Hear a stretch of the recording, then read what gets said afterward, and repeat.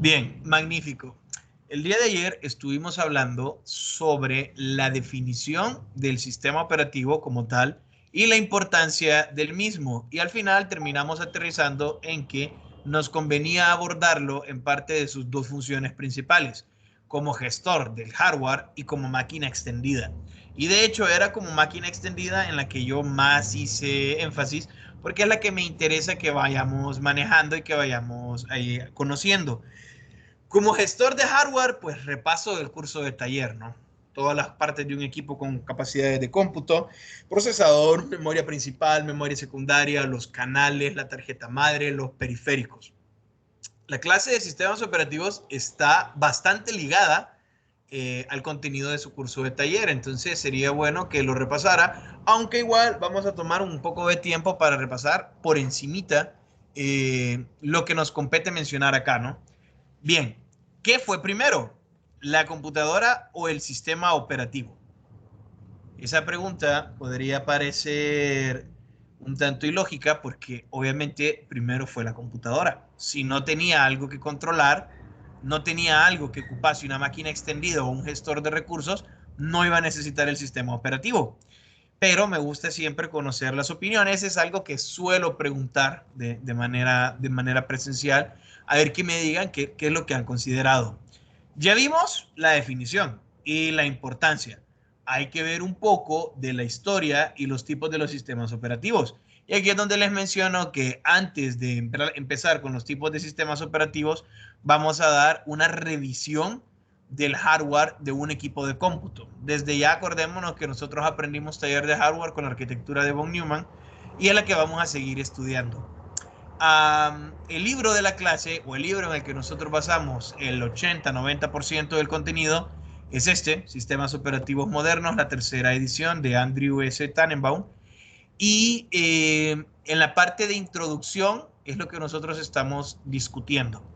Me agrada porque una de las observaciones que hace el autor, y es que es cierto, la historia la escribe el que sobrevive. Alguien escribe algo hoy, 100 años después se encuentra, van a decir que eso era cierto, aunque no lo era. Es muy difícil llevar un registro de todos los cambios que suceden en las cosas. Antes mucho más. Antes que el Internet no tenía el auge y el apogeo que tiene ahora, las iniciativas estaban aisladas. Alguien hacía algo en Etiopía y nadie se daba cuenta y ahí quedaba. Alguien hacía algo en Rusia, pues Rusia como es una nación más grande y más poderosa, se sabía. Alguien hacía algo en Estados Unidos, igual. Pero se han perdido muchos registros.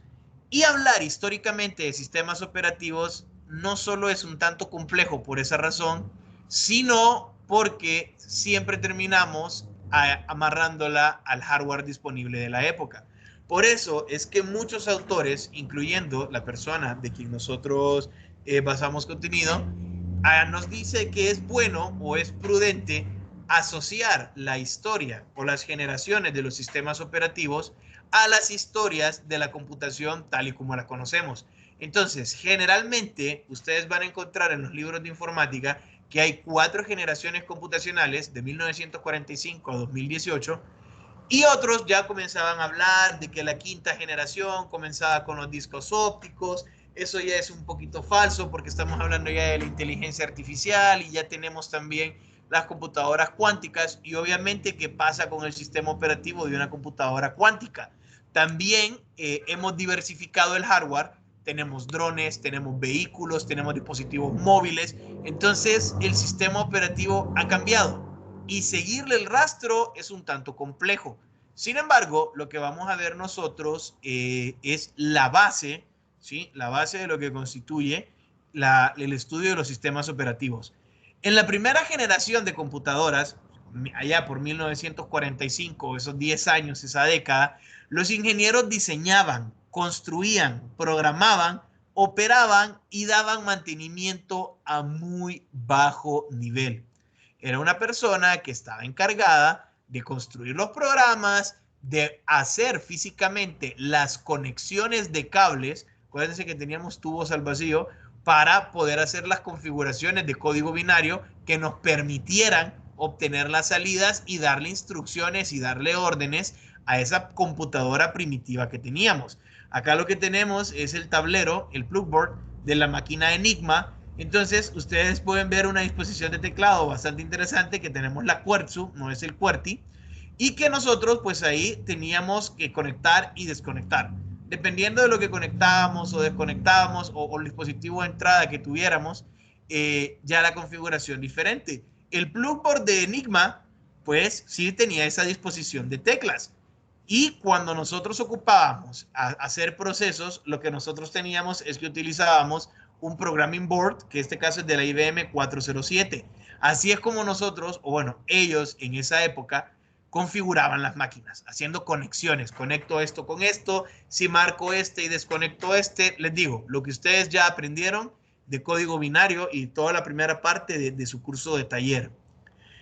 Fue sustituido esta manera de conexión por los tubos al vacío. Bueno, en realidad esto no es que fue sustituido. Sí, nosotros teníamos tubos al vacío. Entonces lo que nosotros hacíamos al final es que le dábamos corriente o le quitábamos corriente y los tubos al vacío estaban allí, ¿sí? Estaban ahí. No existía un sistema operativo como tal. Lo que sí teníamos nosotros eran lectores de tarjetas perforadas, que las tarjetas perforadas tenían una secuencia, entre comillas, programada de conexiones para esos tubos al vacío. Entonces, si ustedes se fijan, esta es una tarjeta perforada, ¿sí? Esta es una tarjeta perforada y ustedes ven que tiene una secuencia y una numeración. Aquí se han perforado agujeros y otros agujeros están tapados. Entonces, no pasa corriente 0, 1, 1, 1, 0, 0, 0, 0, 0, 0, 1, 1. Como ustedes ven, lo que nosotros tenemos es secuencias de código binario y esos unos eran los que permitían la corriente a los tubos al vacío. Entonces, dependiendo de lo que se encendía y lo que se apagaba, lo que la máquina hacía. Ya lo hemos estudiado antes, ya lo hemos visto, aquí solo recordando. Importante que no había un sistema operativo como tal. Las instrucciones eran completamente secuenciales. Ya para 1955, pues hombre, los avances y la miniaturización permitieron el uso de transistores, ¿sí? Y lo que nosotros ya podemos hacer es jugar con el álgebra booleana y con los circuitos lógicos. Ya tenemos las compuertas lógicas, ya tenemos esas combinaciones, esas disposiciones de transistor que nos permiten ahorrar mucho tiempo y nos evitan tener que poner nosotros la configuración, sino que nosotros con ciertos parámetros de entrada podríamos controlar qué se encendía y qué se apagaba. Los tubos al vacío fueron sustituidos por los transistores y por primera vez había una clara separación entre quién diseñaba, quién construía, quién operaba, quién programaba y quién era personal de mantenimiento. Ya no era la misma persona la que hacía todo. Eso pues supone una ventaja porque ahora pueden haber especialistas en una sola área y tenían que estudiar menos. Y eso es una ventaja. Los programadores escribían código en Fortran, Fórmula Translator, lenguaje de programación, o directamente en ensamblador. Lo colocaban en tarjetas perforadas y entregaban las tarjetas a los operadores del cuarto de entrada de datos. Luego el programador esperaba los resultados. ¿Qué era lo que pasaba? Quien recibía la tarjeta perforada, que era la persona encargada de entrada de datos, ingresaba los datos, ¿sí? Ingresaba la tarjeta perforada, obtenía una cinta magnética, esa cinta magnética la llevaba a procesamiento, procesamiento decodificaba y hacía las operaciones y las guardaba en una cinta magnética nueva y esa cinta magnética luego se leía y se imprimía. Entonces ya venía la persona que daba los resultados y se los daba al programador. Imagínense que nosotros ahora queremos hacer un simple hola mundo. Comenzamos, ¿no? Begin, tal y tal cosa, escriba hola mundo. A ver, lo voy a probar. Lo compilo, lo corro y lo veo. Aquí no. Aquí la gente programaba, utilizaba su imaginación para ver que el código estuviera bien y luego tenía que entregárselo a otra persona y esperar a ver cuál era la salida de ese programa. Si había una inconsistencia, pues revisaba el código, pero lo revisaba en papel. Estaba en papel porque lo que ingresaban eran las tarjetas perforadas. Era un trabajo tedioso y para cargar el código de los programadores había primero también que cargar el lenguaje. Era un ir y venir de cuarto en cuarto, de gabinete en gabinete, introduciendo tarjetas, esperando resultados. De hecho, esa práctica de entrada, proceso y salida se viene arrastrando desde esta generación. Ese es el famoso proceso por lotes, una serie de tareas que vamos a hacer de manera secuencial. Lo que nosotros tenemos acá son tres computadoras, la 1401 y la 7094. De la 1401 tenemos dos.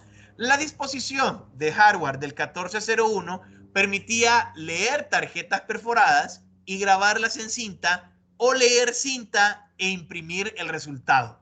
La 7094 lo que tenía era el poder del procesamiento. Entonces, venía la programadora acá, hacía su código en Fortran y entregaba las tarjetas al encargado de la lectura. Él venía, ingresaba las tarjetas en orden, ahí sí se equivocaba, y esa entrada era colocada en una unidad de cinta. Esta persona luego le entregaba a la persona encargada del procesamiento la cinta y esta persona colocaba la cinta y empezaba el procesamiento. Obviamente primero cargaba el lenguaje de programación y luego ya pues cargaba el programa como tal. Al final se obtenía una salida. Esa salida se imprimía y esto es lo que se le mostraba a la programadora. Era algo tediosísimo y era súper largo. Ya hay sistemas operativos. Hay un sistema operativo para esta máquina de acá, la 7094. Hay sistema operativo para la 1401. De hecho, también existía uno que se llamaba Fortran Monitor System, que precisamente me permitía leer código en Fortran y pasarlo al código binario, código ensamblador. Tediosísimo. Yo, si hubiese nacido en esta época, creo que no me hubiese dedicado a esto. De verdad, no me hubiese dedicado a las tecnologías de la información, hubiese hecho otra cosa. La tercera generación, marcada siempre por la miniaturización y los avances, nos permite tener microcontroladores. Ya teniendo nosotros circuitos pequeños, circuitos integrados, ahorrábamos más espacio y teníamos mucho más poder de cómputo. Acuérdense que al final lo que tenemos dentro de estos chips son compuertas lógicas, son transistores. En vez de tener un transistor por fuera, pues aquí yo tengo 4 conectados y las salidas están concatenadas y dependiendo de las entradas, el procesamiento que me va a dar y me da la salida. ¿Sí? Y esos, ahí tenemos la compuerta OR, la compuerta AND y dependiendo del circuito, lo que hacía. Acuérdense que, por ejemplo, nosotros teníamos circuitos integrados para con 4 entradas poder encender LED de una pantalla digital para ver los números decimales. Un BMCD, que les digo esto, lo vieron en taller, solo lo estamos mencionando. ¿Qué es lo que pasa? Menor espacio, menor precio, mayor capacidad de cómputo. El sistema operativo puede ser más complejo. De hecho, de manera muy primitiva, cada una de estas disposiciones era un mini sistema, era una aplicación, pero sí, era un sistema operativo. Tenemos 4 puertas AND de 2 entradas, 4 puertas NAND de 2 entradas. Esto solo repaso, simple y sencillamente repaso. Al final, de cosas tan pequeñas podemos lograr hacer algo muy complejo. ¿Qué es lo que pasa? Aumenta el poder de cómputo, entonces la computadora se va convirtiendo en una ventaja competitiva para las empresas y también para la academia y para las ciencias. Entonces, habían dos tipos de computadoras: computadoras dispuestas a uso científico y computadoras dispuestas a un uso comercial. Obviamente, las de uso científico tenían más poder de cómputo que las de uso comercial y las de uso comercial tenían una obsolescencia programada mayor, eran más robustas porque agarraban grandes trabajos de procesos por lotes, impresión de cheques para planilla de empleados, controles de asistencia, digitalización de expedientes. Sí, eran procesos por lotes, pero el procesamiento varía de algo de uso comercial a algo de uso científico. Todavía en esta época de acá, en este periodo de tiempo de acá, usted tenía que comprar una computadora dependiendo de lo que quería hacer. Esta máquina de acá es la IBM 360, ¿ok? Ojo, no estoy hablando de esto. Estoy hablando de todo lo que usted alcanza a ver en la imagen, incluyendo esta parte de acá. Todo esto, más esto, más esto, más esto, más esto, es la IBM 360. Eran equipos grandísimos y tenían un sistema operativo muy primitivo. En el caso de la IBM 360, tenía el sistema operativo IBM 360 Operative System. Esta es una captura de pantalla de el sistema operativo IBM 360 corriendo. Bastante interesante porque yo insisto, si cuando yo estaba las cosas eran así, yo no hubiera estudiado. Podemos ver algunos registros del procesador como el PSW. Acuérdense que el PSW está por acá, ¿sí? Ustedes pueden ver todo lo que está pasando y es bastante tedioso, de verdad es bastante tedioso. Si quieren correr el programa IBM 360, ustedes lo pueden virtualizar. Hay varios sitios web donde ustedes pueden correr sistemas operativos viejos, solo es de buscarlos, o lo pueden instalar y emular. Este es el escritorio de un IBM 360 emulado en una Hércules, una máquina Hércules en un sistema operativo OS 9 de Mac. ¿Ok? Se corrió la máquina virtual y aquí está corriendo la terminal, esta máquina de acá, el 360 OS. Importante en cuanto a sistemas operativos, aparece la multiprogramación. Varias tareas particionan la memoria y es asignado un trabajo a cada partición. También tenemos el spooling, que es una operación periférica simultánea en línea. Yo imprimo, o sea, mando todas las computadoras en red, mandan, es un proceso siempre por lotes, pero tengo una fuente, tengo un pool de trabajos y la impresora lo va a empezar a sacar. Esto era ir un tanto más allá del proceso por lotes, porque como yo puedo fragmentar la memoria, podía atender diferentes procesos. Claro, cada proceso se hacía de manera individual una vez en el tiempo, pero iban conmutando, iban pasando de porción en porción, entonces ya se iba dividiendo y había un pseudo paralelismo del cual vamos a hablar muchísimo, muchísimo. Y eso comenzó pues con esta parte. Esos fueron los inicios. Antes teníamos 3 computadoras, 2 IBM 1401 y una IBM 7094, y gracias a las compatibilidades, multiprogramación y spooling, ya tenemos una sola máquina que hace el trabajo de estas 3. Como ven, eso sí supone un avance. Busqué imágenes de cómo se vería la 7094 y la 1401. Encontré la 7094, es esta máquina de acá. ¿Sí? Ustedes pueden ver, ahí están las unidades de almacenamiento, de procesamiento y de todo lo demás. Era bastante interesante y no sé si atractivo, para mí no sería atractivo estar trabajando en ese ambiente, pero era lo que había. ¿Sí? ¿Qué pasa también en esta generación? Que viene la gente y empieza a trabajar.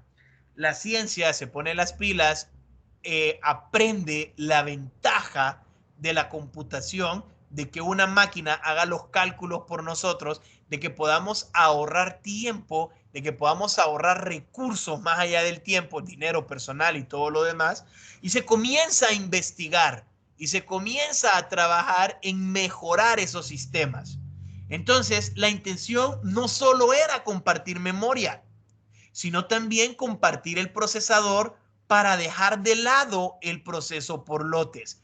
Cuando uno tiene una partición de memoria, acuérdense que yo tengo el procesador y tengo la memoria principal, mi memoria RAM. Entonces, yo tengo marcos de página. Yo sé que ustedes se acuerdan de todo esto. ¿Qué es lo que sucede?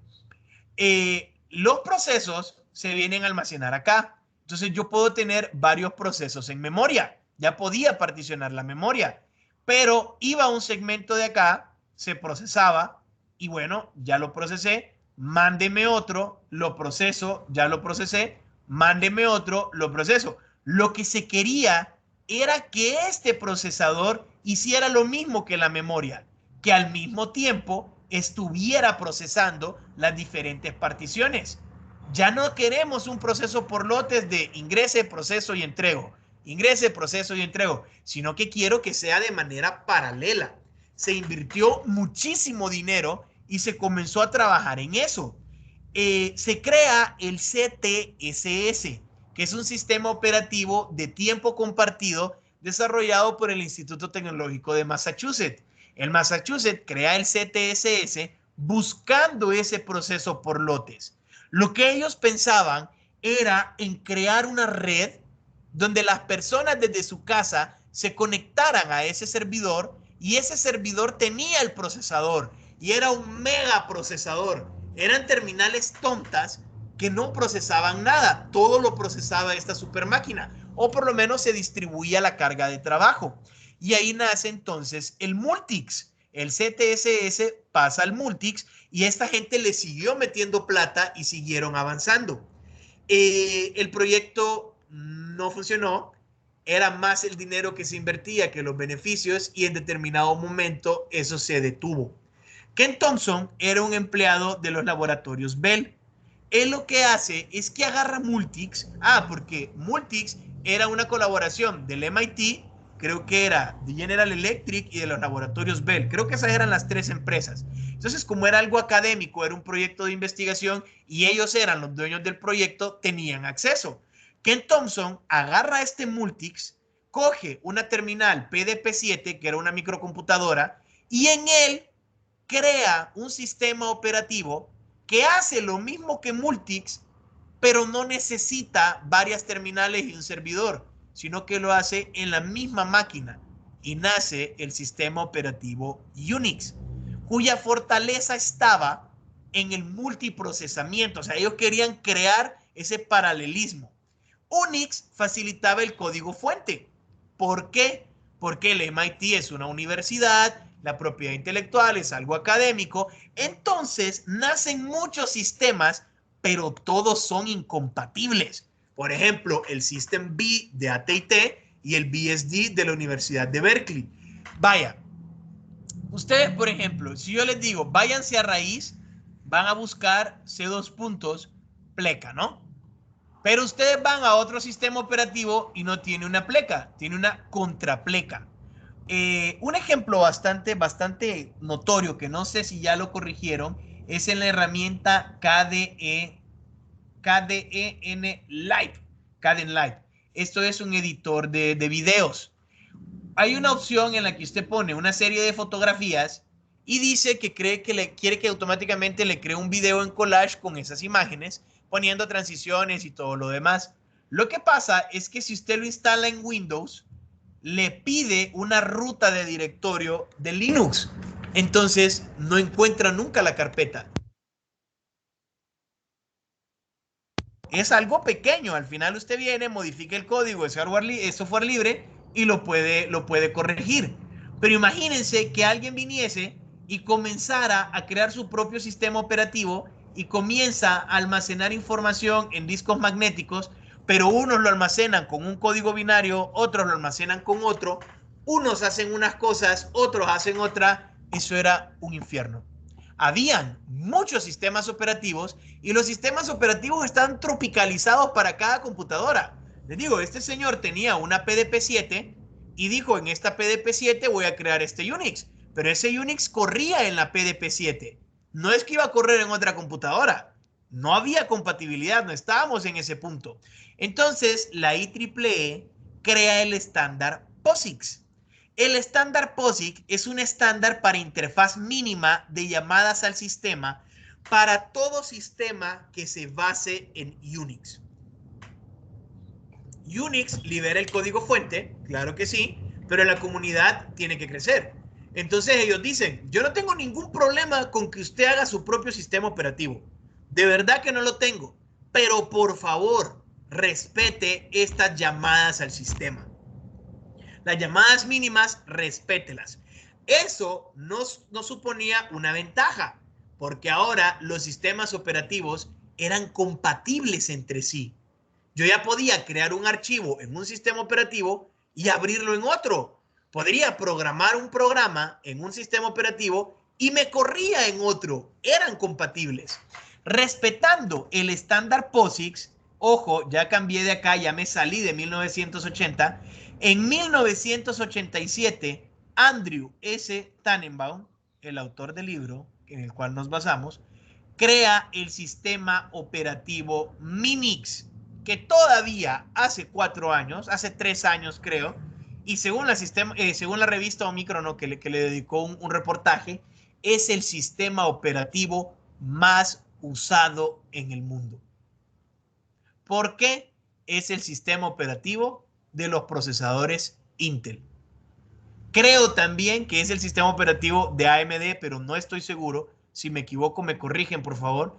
Pero Intel, el sistema operativo del procesador es Minix. Y de muchos otros procesadores, el sistema operativo es Minix.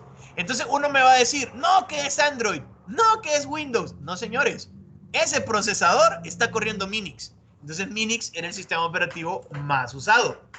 Linus Torvalds agarró Minix y dijo, hombre, esta es una belleza. Es un gestor de hardware y es una máquina extendida poderosa, pero no me gusta la interfaz.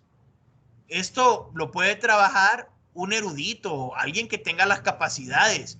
Vamos a crear un sistema operativo que lo pueda utilizar la gente común y está basado, o su núcleo es este sistema Minix, y lo llamó Linux. Linux es un sistema operativo que viene de Minix, que es basado en Unix, que era una familia de sistemas operativos que buscaban la optimización de la ejecución de tareas, un multiprocesamiento real.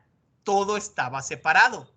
Y ahí después ya viene y nace la disputa de las diferencias, que Linux es mejor, que Windows es mejor, que Google Chrome OS es mejor. La verdad que para trabajar el rendimiento de Linux, yo no he encontrado otro sistema que lo supere. Para mí, yo utilizo Microsoft Windows porque compré la máquina y me venía la licencia. Y luego, gracias a la cuenta electrónica de la institución en la que estamos, pues yo utilizo SharePoint, que es de Microsoft, y tengo la licencia del Office. Entonces, tengo la licencia, la utilizo. Pero las clases de programación, o cuando yo trabajaba en proyectos de programación, yo trabajaba en Debian o en Ubuntu. Porque trabajar es súper rápido. La edición de video, la edición multimedial es increíblemente rápida. Optimizan los procesos. Windows ha tenido mejoras sustanciales, claro que sí. De hecho, y tal como ustedes deben de saber, el kernel de Microsoft Windows acepta o tiene incluido Linux. Por eso es la diferencia entre la ventana Command, la CMD, y la PowerShell. Command solo corre comandos de Windows. PowerShell corre comandos de Linux. Y eso es una diferencia brutal. Mucha gente virtualizaba computadoras, virtualizaba dentro de Windows Linux para poder correr ciertas aplicaciones gratuitas o ciertas aplicaciones que necesitaba, que eran a la medida. Entonces Linux, Windows ha tomado mucho de Linux, ha mejorado algunas cosas, ha tropicalizado otras y tenemos lo que tenemos hoy en día. Entonces, IBM 360 Operating System por mucho tiempo funcionó sola. La gente empezó a trabajar y dijo, no hombre, ese 360 OS sí funciona, pero vamos a hacer algo más poderoso. Y empieza a trabajar con el CTSS. Basado en el CTSS, ¿sí? Nace Multics. De Multics nace Unix. Y gracias al estándar POSIX tenemos a Minix. Y gracias a Minix tenemos hoy por hoy a Linux. Esta es una General Electric 235. Ese es el sistema de información de procesamiento. Acá les pongo la General Electric 645 que corría Multics. No la pude encontrar, pero encontré esa 235. Y ustedes pueden ver, y me gustó porque tiene la especificación de qué era cada cosa. Acá nosotros tenemos, vean, el Magnetic Core, la memoria, ¿sí? 16.384 palabras, 18 millones de caracteres, más Random Access Data Storage, 900 líneas por minuto para imprimir y un controlador, el controlador de la lectora. Acá tenemos la lectora de tarjetas, aquí tenemos la máquina para punchar tarjetas, acá tenemos los controladores y las cintas magnéticas y la unidad de cintas magnéticas, y aquí tenemos el procesador. Uno de los procesadores, en este caso, el auxiliar de la unidad aritmética lógica. Todo esto era una computadora.